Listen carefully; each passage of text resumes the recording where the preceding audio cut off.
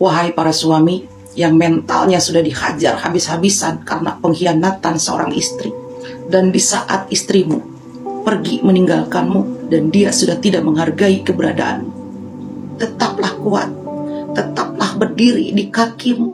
Dia menikahinya dengan cinta tulus tanpa harta, tanpa status.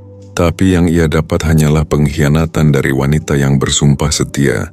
Apakah kemiskinan memang kutukan bagi suami yang tulus? Inilah kisah nyata tentang suami sah yang disakiti karena tak punya harta. Tapi lihat apa yang terjadi setelah sang istri meninggalkannya demi pria kaya. Karma datang, dan datangnya tidak main-main.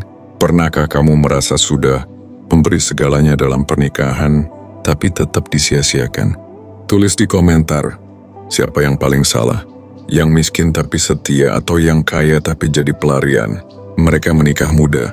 Jaya hanyalah pegawai pabrik, sedangkan Arumi anak guru pensiunan. Tak ada pesta mewah, hanya akad sederhana dan doa keluarga. Tapi senyum Arumi kala itu cukup jadi pelita bagi Jaya. Cinta sejati, katanya tak butuh kemewahan. Setelah menikah mereka tinggal di kontrakan kecil pinggir kota. Jaya kerja siang malam demi menafkahi. Arumi awalnya sabar, menemani dan percaya. Tapi lingkungan mulai mengubah cara pandangnya. Suamimu kerja kasar terus? Capek nggak sih hidup begitu? Kata teman-temannya. Jaya rela makan seadanya agar bisa belikan Arumi baju baru saat lebaran. Ia simpan bonus lemburnya untuk biaya kursus Arumi. Tapi Arumi mulai berubah. Sudah jarang tersenyum. Sering membandingkan suaminya dengan suami orang lain. Arumi kini ikut arisan. Sering kumpul bersama ibu-ibu komplek. Ia mulai merasa malu memperkenalkan Jaya. Suami saya masih nyicil motor, katanya dengan senyum hambar. Padahal motor itu dibeli dari hasil keringat dan kerja keras Jaya. Suatu malam, Jaya pulang lebih awal dan mendapati Arumi tergesa menyembunyikan ponselnya. Ia melihat sekilas pesan dari pria bernama Dimas. Aku rindu kamu. Dunia Jaya runtuh, tapi ia memilih diam. Berharap itu hanya kesalahpahaman. Akhirnya Arumi jujur. Ia jatuh hati pada Dimas, pria mapan yang ia kenal lewat komunitas. Aku capek hidup miskin terus. Katanya, Jaya hanya bisa duduk lemas. Istri yang ia lindungi dengan segalanya, kini justru menghancurkan segalanya. Jaya memilih menceraikannya. Ia tak ingin memaksa hati yang sudah pergi. Waktu mereka di pengadilan agama adalah detik-detik paling sunyi dalam hidup Jaya. Tapi dari sunyi itu muncul tekad baru. Untuk bangkit bukan balas dendam. Ia tinggalkan semua kenangan dan pindah kota. Mulai usaha kecil, jual barang bekas secara online. Ia belajar digital marketing, kerja dari pagi sampai malam. Dari garasi kontrakan, ia pelan-pelan bangkit. 3 tahun berlalu, Jaya sudah sukses. Usahanya kini punya tim dan kantor kecil. Suatu hari Arumi mengirim pesan. Ia minta bantuan. Dimas ternyata hanya main-main.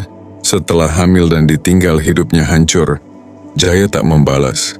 Ia hanya menjawab singkat, "Maaf, saya sudah bukan siapa-siapa bagimu."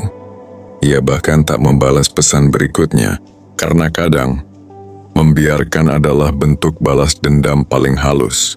Dulu Jaya diremehkan karena miskin, kini ia diundang berbicara di seminar UMKM. Banyak yang terinspirasi oleh kisahnya. Ia tak pernah sebut nama Arumi, tapi luka yang ia alami jadi motivasi yang menguatkan banyak orang. Di sebuah pasar, mereka bertemu. Arumi membawa dagangan kecil. Matanya sembab. Jaya hanya tersenyum ramah dan berkata, "Jaga kesehatan ya." Tidak ada dendam, hanya jarak yang terlalu lebar untuk dijembatani. Arumi mengaku sering menangis di malam hari.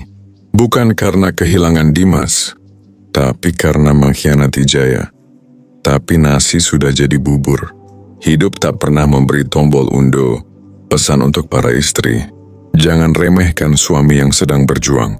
Hari ini ia mungkin belum bisa beri segalanya, tapi jika kau sabar dan setia, besok ia bisa memberi lebih dari yang kau bayangkan. Pesan untuk para suami, jangan berhenti karena dikhianati. Justru jadikan luka itu bahan bakar untuk naik kelas. Suami bukan dinilai dari harta, tapi dari ketekunan dan integritas. Kalau kamu jadi jaya, apakah kamu akan bantu Arumi atau abaikan saja? Tulis pendapatmu di kolom komentar. Jangan lupa like, share, dan subscribe untuk mendukung kisah-kisah inspiratif lainnya di Arista Story.